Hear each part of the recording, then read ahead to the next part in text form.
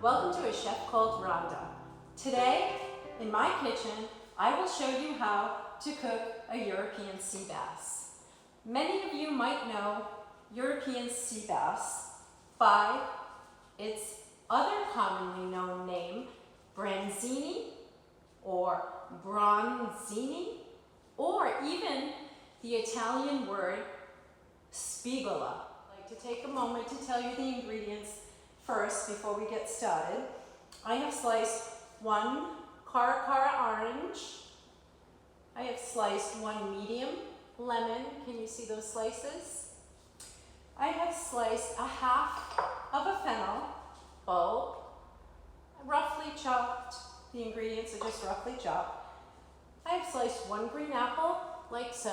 Whoops, did you see that? I have one green apple sliced, and I have half of one white onion. I have 10 ounces of white wine.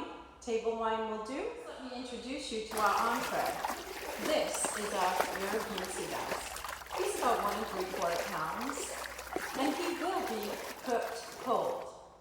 So with the ease of preparation, let's begin. I have a 4-quart skillet here, and of course it has a matching lid because you'll need the lid. My oven is preheated to 425 degrees.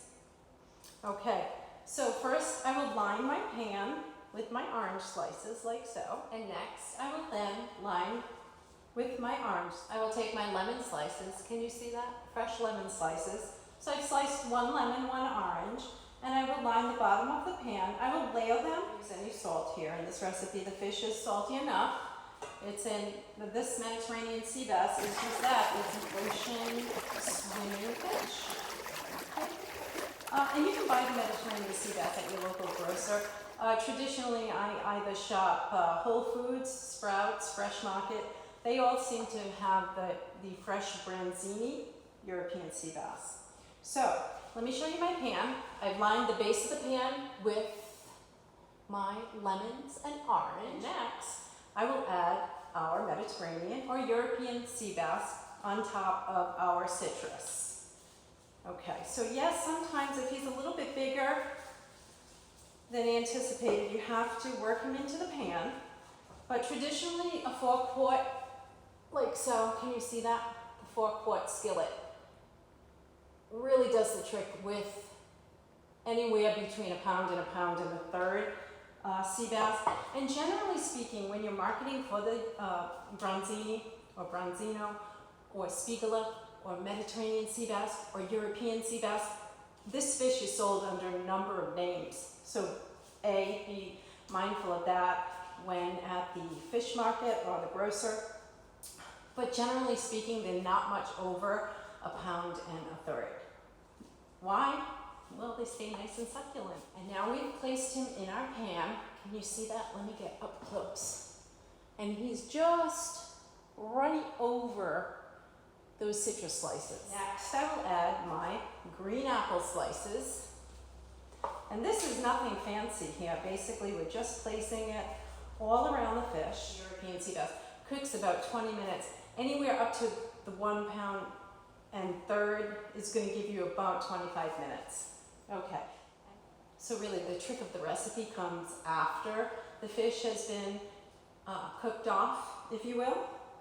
There's a specific method to debone the cooked fish, and I look forward to showing you that process as well. Roughly chopped fennel, and that's all it is a half a fennel bulb. And and then I will just top the fish with my onion rings. Basically, it's not very difficult, and this is my final process before I will add my white wine over. Drizzle. I have about 10 ounces of white table wine, and I'll just pour right over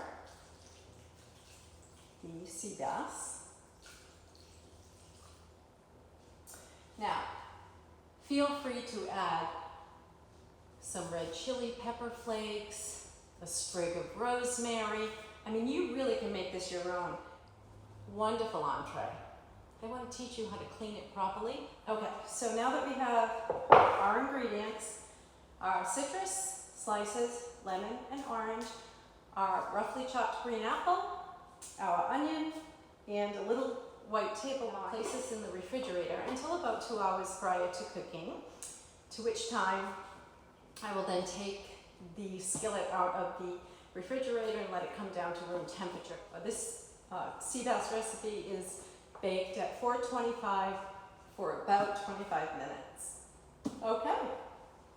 Well, if you have any comments or questions, please feel free to add them down below. I'm going to let this little guy marinate for about 2 hours. You can do as little as an hour, but I like to go a little bit longer so that all the flavors pull from the citrus and pull from the apple and the onion and the fennel with the white wine. Really, if it sits a little bit longer, that's traditionally better. We just removed our European sea bass, or branzini, from the oven. We will remove the lid and voila, look at that little friend up close and personal. There he is, all the citrus, the white wine. Can you see that? Can you see how the eyes and the spine has split and it has steamed to perfection, okay? We steamed him with the cover on, and now I'll show you how to clean him. So we're going to use 2 spoons, and we're going to gently separate. What I will do, you can see him, and you can see all the way around how he is split. Can you see that? So on that split of the spine, I'm going to take my 2 spoons, and I'm just going to break away right across. And you can feel the ridge. Manipulate your spoons, you're cutting this way, so your 2 spoons cut this way. And I'm going to remove the inner portion, like so, working the spoons away, and any of that succulent flesh away from that internal spine. The head will then also fall apart. Folks, very Neapolitan to eat the head, but what I do, can you see that?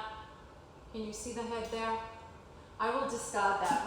This is what you should have, the main skeleton. So if you've cooked it to perfection, like this little guy, the main skeleton, I will discard that. And now what I have left are my 2 halves, the head, and once I've removed the head and the inner spine, it should look something like that. So after removing the inner spine, which I showed you, you'll have 2 equal halves. Now I'll use the front portion of the spoon to just bend back the flesh, lift out the meat, and plate that beautiful meat onto our serving dish. We see this complete meal. What I've done now is I deboned the Mediterranean sea bass, and I added a little bit of the onion, a little bit of the orange, and a little bit of that apple right on top, a little bit of turnip, and how about a heaping of cold beef. It is super easy, super fun, and it's a complete meal for the ones you love. Please subscribe to A Chef Called Rhonda. Stay tuned for all my healthy and delicious, super easy, super fun recipes. Please feel free to give me a big thumbs up and comment down below. I'll respond to your email within 24 hours. Again, thanks for watching. Bye!